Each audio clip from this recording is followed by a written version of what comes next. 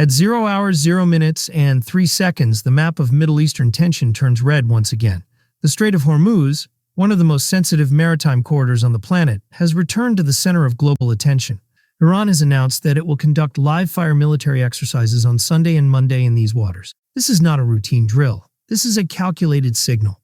A narrow strip of sea through which nearly 1/5 of the world's oil supply passes every single day is being turned into a live battlefield simulation.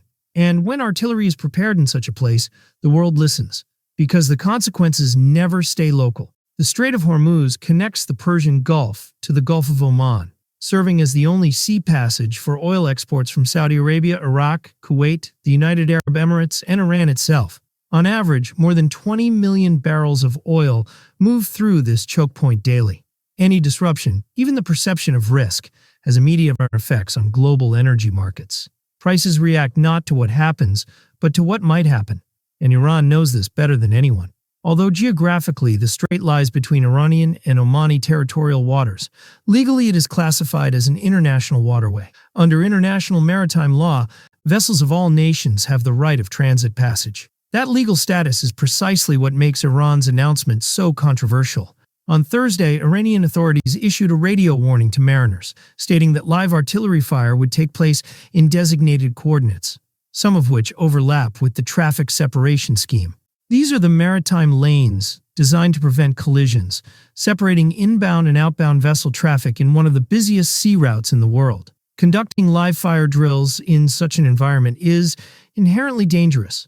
A single miscalculation, a delayed maneuver, a misunderstood signal, a nervous trigger finger can escalate rapidly. History has shown that naval incidents in confined waters tend to spiral faster than policymakers anticipate.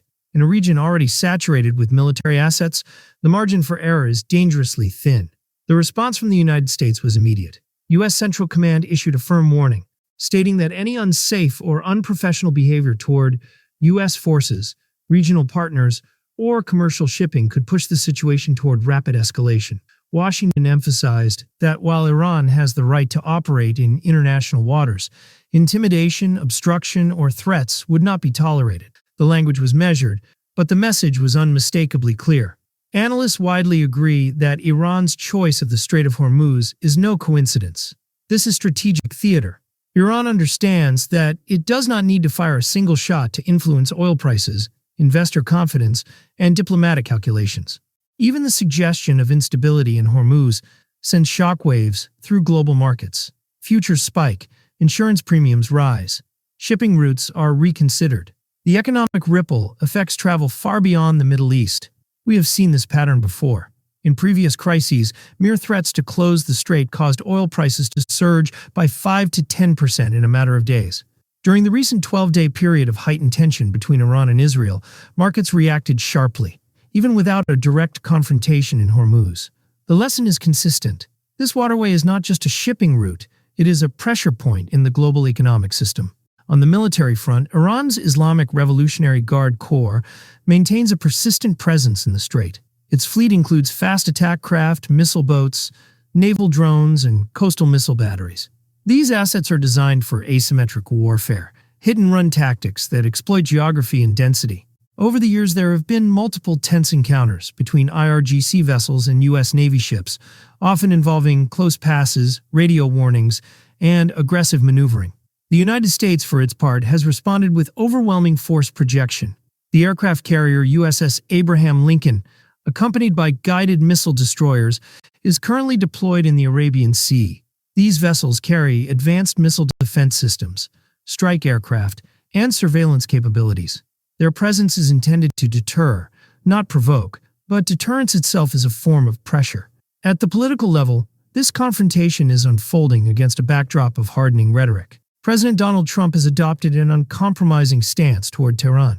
He has cited Iran's suppression of domestic protests, allegations of mass human rights abuses, and the continued advancement of its nuclear program as justification for potential military action. While no formal declaration has been made, the language coming out of Washington leaves little room for ambiguity. Iran, in turn, has issued its own warnings. Senior officials have stated that any attack on Iranian territory would be met with preemptive strikes against U.S. interests and Israeli targets across the region. Iran possesses a substantial arsenal of short and medium-range ballistic missiles, capable of reaching bases and cities throughout the Gulf. This mutual signaling creates a classic security dilemma, each side increasing readiness to prevent war, while simultaneously making war more likely. As we move beyond the immediate events, the broader strategic implications come into focus. Iran's actions are not solely about the Strait of Hormuz. They are about leverage. Sanctions have constricted Iran's economy. Oil exports have been curtailed. Foreign investment has evaporated. By demonstrating its ability to disrupt global energy flows, Tehran reminds the world that isolating Iran carries costs, not just for Iran, but for everyone. From Washington's perspective, the challenge is balancing deterrence with restraint. A strong response may reinforce red lines, but it also risks validating Iran's narrative of encirclement and aggression. Meanwhile, regional allies, particularly Saudi Arabia and the UAE, watch closely. Their economies depend on uninterrupted maritime access, and their security calculations are deeply tied to U.S. commitments. International actors are also paying attention. China, a major importer of Gulf oil, has a vested interest in stability. European nations, already grappling with energy insecurity, are acutely sensitive to price volatility. Russia, while officially calling for de-escalation, benefits indirectly from higher oil prices.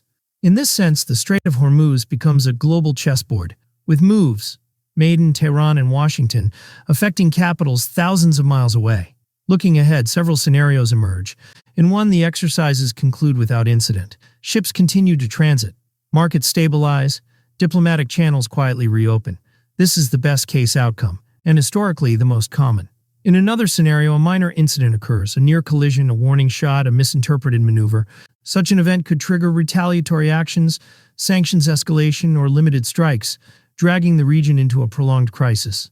The most dangerous scenario is one of miscalculation. A single spark in a crowded maritime corridor could ignite a broader conflict involving multiple states, militias, and global powers. Once set in motion, such conflicts are notoriously difficult to contain. The cost would not be measured only in barrels of oil or stock market indices, but in lives, stability, and long-term regional order. There is also a political what-if that cannot be ignored. What if Iran's strategy succeeds in shifting international opinion? What if rising energy prices generate pressure on Western governments to soften their stance? Conversely, what if domestic unrest inside Iran intensifies, prompting leadership to externalize pressure through confrontation abroad? These are not abstract questions. They are active variables shaping decision-making right now. In the end, the Strait of Hormuz remains what it has always been, a narrow passage with outsized importance. It is a reminder that global stability often hinges on fragile points, where geography, politics, and economics collide. The current standoff is not just about military drills or naval deployments. It is about power, perception, and the delicate balance between deterrence and disaster. As the world watches Iranian artillery drills and American warships holding position, one truth becomes clear. In the Middle East, peace is rarely declared. It is managed, moment by moment, decision by decision. Whether this moment leads to restraint or rupture will depend not on rhetoric, but on restraint, judgment, and the willingness of leaders to step back from the edge. And until that choice is made, the waters of the Strait of Hormuz will remain calm on the surface, yet dangerously turbulent beneath.